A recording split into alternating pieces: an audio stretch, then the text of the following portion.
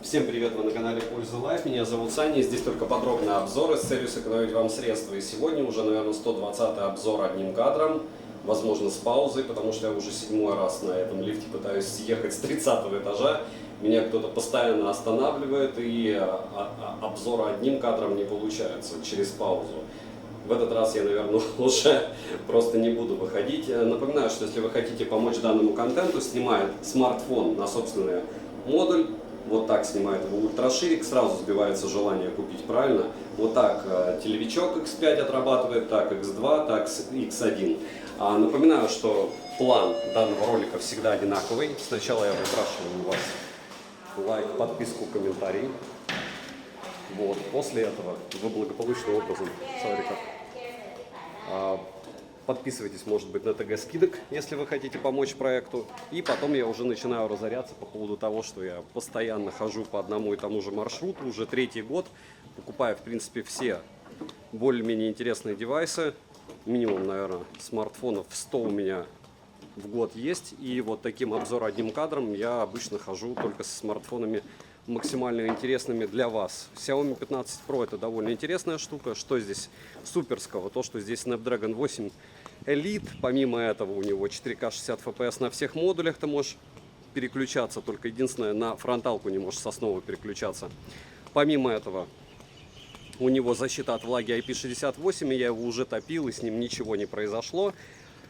Если говорить о габаритах, то это приличная такая лопата. Если говорить о экране, я про это еще расскажу вам подробнее. Но он здесь прямой, и мало того, что он прямой, у него, к сожалению, есть небольшие такие маленькие грани, так же, как они сделали на OnePlus 13. То есть на Xiaomi 15, который можно отнести к компактам, экран абсолютно прямой, здесь у нас с небольшими перекосами. Но, как всегда, самое мучительное и неприятное, я напоминаю структуру канала. Обзор одним кадром. Это один из 3 обзоров на смартфон.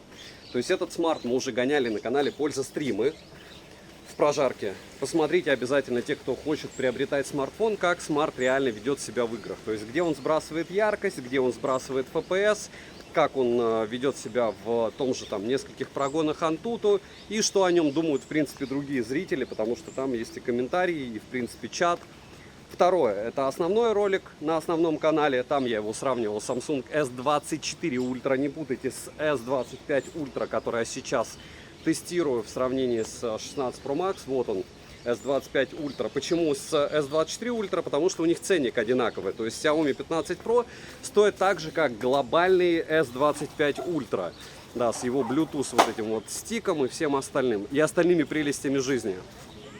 И уже под этим основным обзором, соответственно, много людей, которые либо купили это дело, либо планируют. И поэтому либо им не нравится, либо не нравится обзор, так как глаза иногда режет, правда, слегка. Вот так основной модуль будет отрабатывать, снимает все красиво. И вот, допустим, переходы, видите, X10. И они не видны, если ты не сравниваешь его с Samsung. Относительно Samsung, ну, местами иногда у него даже лучше переключение камеры, то ультраширик, сейчас на основу опять.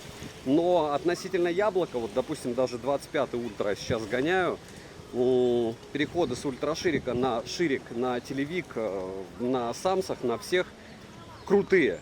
На Xiaomi крутые, но относительно яблока они такие себе. Почему? Потому что у яблока, конечно, все это дело намного плавнее.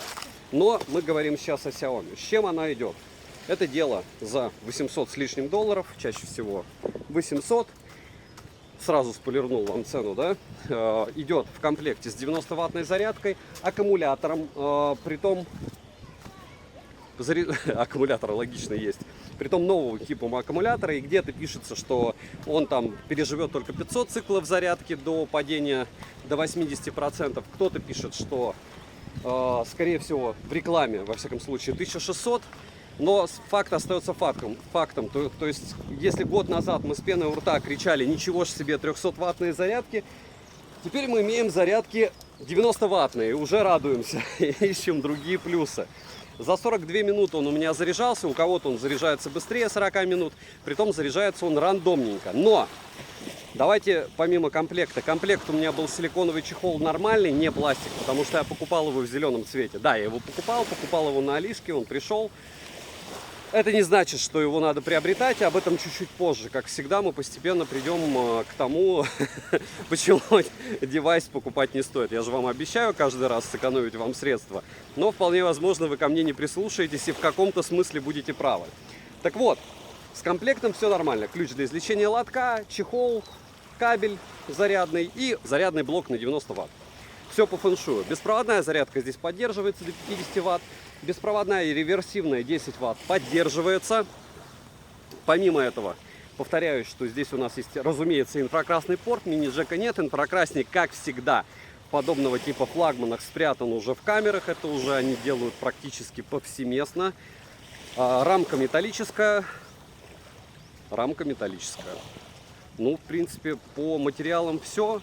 В руке стандартная лопата. То есть, но если вы возьмете, допустим, S25 Ultra, который сейчас начали продавать, он ощущается больше. Ну и он реально больше. При том, что, кстати, у меня S24 Ultra тоже на руках. Я вам скажу, что мне S25 Ultra менее удобно. Я не знаю, кому она врезается меньше в руки, но мне она врезается в ладонь больше. Ну, все, как говорится, относительно. Так вот, в принципе, смартфону. Плотность пикселей за 500 ppi, яркость 1600 люксов свободно. Так, теперь мне надо понять, как мне, не растянувшись, заползти на камушки. Яркость, в принципе, держит, даже в играх, посмотрите, не волшебно, мог бы лучше, но терпимо. Если говорить про какие-то еще особенности, наверное, все-таки мне придется извращаться стандартно. По процессору Snapdragon 8 Elite довольно неплохо задушен.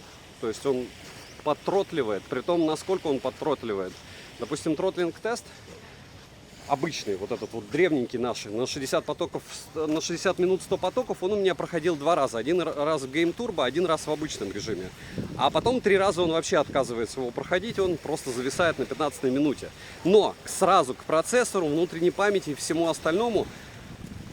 Первое, здесь есть все частоты. Второе, агрегация частот здесь китайская. Третье, eSIM здесь нет. И в процессоре самое, наверное, важное для меня было, сможет ли он непрерывно снимать в течение какого-то длительного периода времени. Вот этот конкретно смарт смог снимать благополучным образом 4 часа 55 минут.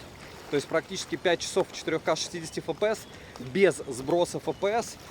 И ну, для меня это основная характеристика. 80 гигабайт весил файл.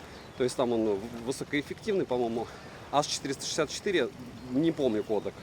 Но штатный. То есть я обычно с кодеками не играюсь, с фотками не играюсь. Вот что в стоке есть, то есть. Понятно, в логе я поснимал, он может снимать.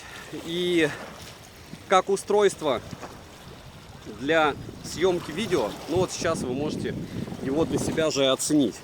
Особо сильно разоряться по поводу этого смартфона не хочется. Напоминаю, ультраширик сейчас основа, X5 на солнце, X10, X1. Вот он, ширик, наш обычный штатный модуль. Почему? Потому что это китайский смарт, глобалки вполне возможно не будет. Разблокировка загрузчика сейчас через большие проблемы происходит. Кто-то рассказывает просто, кто-то сложно. Но смысл в том, что простых решений сейчас по разблокировке загрузчика, чтобы его перепрошить, нету. eSIM не появится здесь даже перепрошивки. Почему? Потому что у вас благополучным образом нет физического модуля. Если говорить про, опять же, бенды все, и вроде бы, у тебя бенды все, агрегация частот китайская, кто-то перешивает еще модули связи.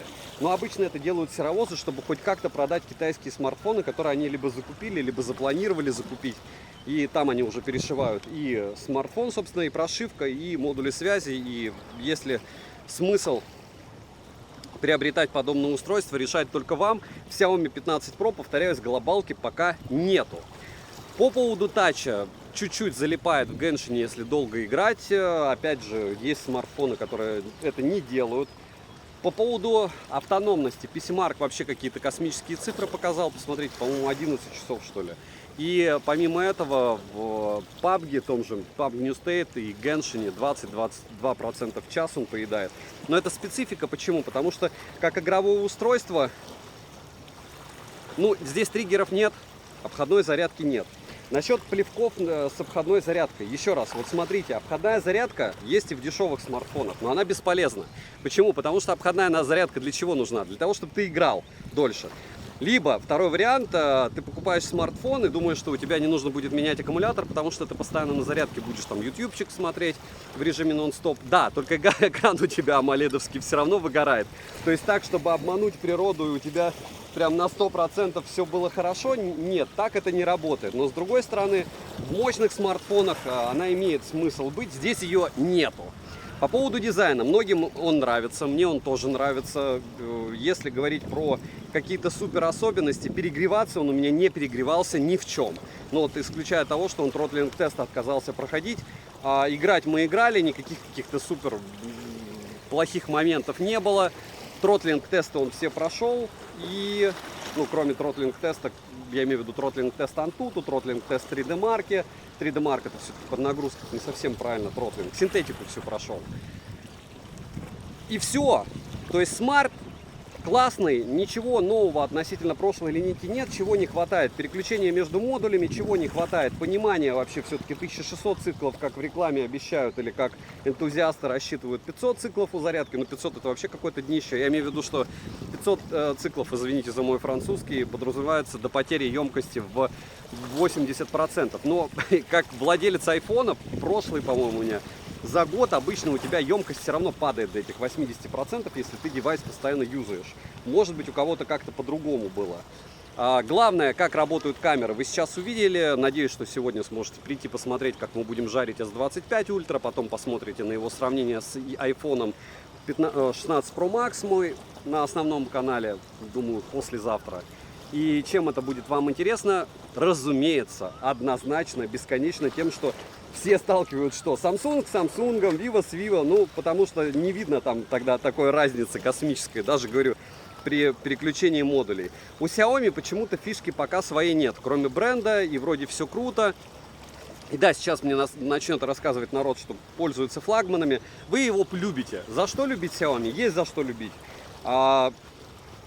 Стоит ли его брать относительно других флагманов? Ну, для вас я скажу, конечно, стоит. Для остальных я скажу, ну, при такой же стоимости, как Samsung S24 Ultra, ну, серьезно. Стилуса нет, модули не могут переключаться между основным и фронталкой, и очень много всяких моментов. Комьюнити огромное не будет, потому что в глобалке этого смартфона не будет. То есть, если объективно посмотреть на все это, можно сказать, да зачем?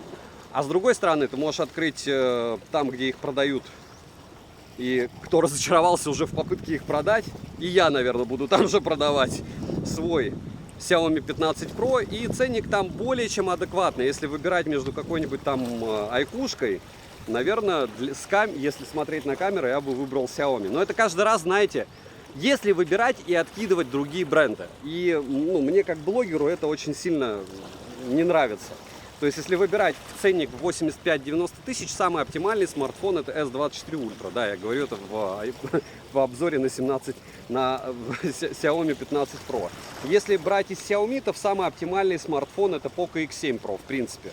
Да и в принципе из Samsung самый оптимальный Ultra, потому что, я говорю, S24 очумел вообще продавать, они вообще никому не нужны. Хотя в какие-то времена я ходил сам с S21, а от него прям все радовались. Как что отрабатывает? Сейчас видите, мало примеров съемки. Идите на основной канал, смотрите. По железу особых претензий нет. Датчик приближения физический. Подэкранный сканер отпечатков пальцев не супер быстрый, но быстренький. И не супер огромный, но нормальный. И по съемке не такой как у Vivo, но вроде ничего. Если вам нравится, то я вас понимаю, почему вы это возьмете и будете с ним химичить. Но те, кто не знают, как с ним химичить, надеются, что вам с Edit вы переведете с английского языка, он на английском языке на русский. Ну, такое себе, что вы перешьете модуль и у вас будет связь, как у остальных, с глобалками, ну, такое себе. Wi-Fi здесь быстрый. По поводу связи я согласен, что большинство и не заметит. И все эти придирки это для того, чтобы расширить вам кругозор, и вы смотрели на какие-то другие модели. Если вы можете себе позволить этот флагман, вы можете позволить себе флагман и Oppo, который тоже очумеешь, правда, продавать, и Vivo, и ну, Realme флагманы по съемке, извините, последние 7 Pro, ну такое себе, может кто-то напишет, что он лучше, но, по-моему, нет. И Samsung, и даже яблоки кто-то может 15 Pro, 16 Pro потестить. Хорошо, что их много, этих флагманов, хорошо, что брендов много. Нам есть что обсуждать и чем отвлекаться при обсуждении техники. Всем добра, подписывайтесь на канал с колоколом. Кто хочет поддержать проект, подпишитесь на ТГ скидок. Хотите очень сильно поддержать, у меня есть моя ТГ закрытая. Можете на нее подписаться. Спонсорство, там за звездочки. Все, девайсу от меня однозначное да, за те деньги, за которые его можно купить, а не за которые я купил, для того, чтобы поиграться. Во всех остальных случаях однозначно нет, потому что на общем рынке за эти деньги я считаю, что он проигрывает конкурентам во всем. Китайская версия. Все. Добра и удачи вам, дорогие друзья.